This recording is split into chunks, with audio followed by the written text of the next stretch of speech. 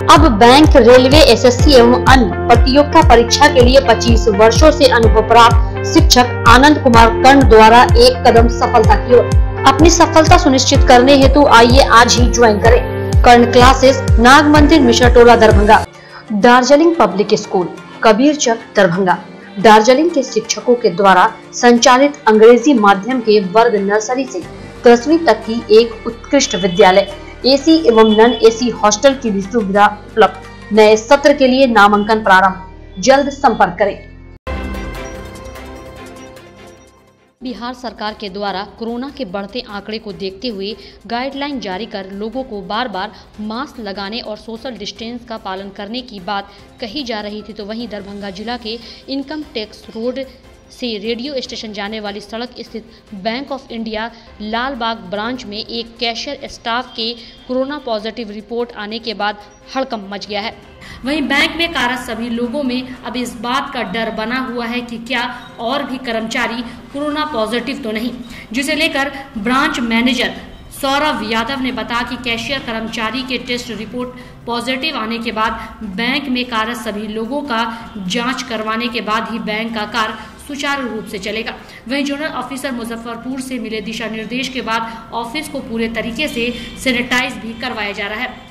वहीं आगे सभी कर्मचारियों की रिपोर्ट निगेटिव आने के बाद ही कल से बैंक का कार्य चलने की बात बैंक मैनेजर सौरभ यादव ने कही। मोहम्मदपुर घटना का मुख्य आरोपी परवीन झा अपने कई साथियों के साथ गिरफ्तार हो गया।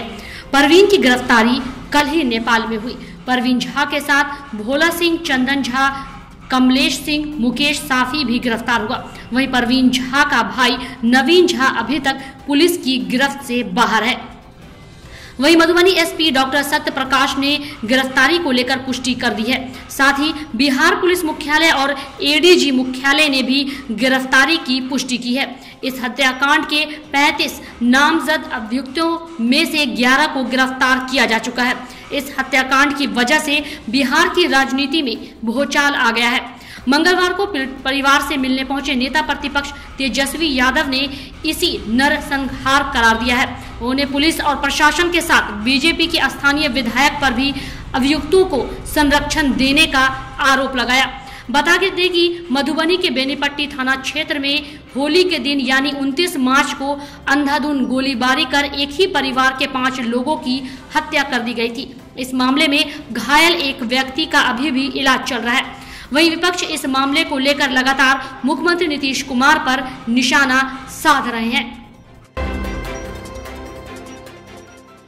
गौरतलब है कि मधुबनी के इस घटना के बाद पूरे बिहार की राजनीति गर्मा गई थी, पर विपक्ष लगातार सरकार पर हमलावर थे। हालांकि मुख्यमंत्री नीतीश कुमार ने अपराधियों की गिरफ्तारी के सख्त आदेश दिए थे।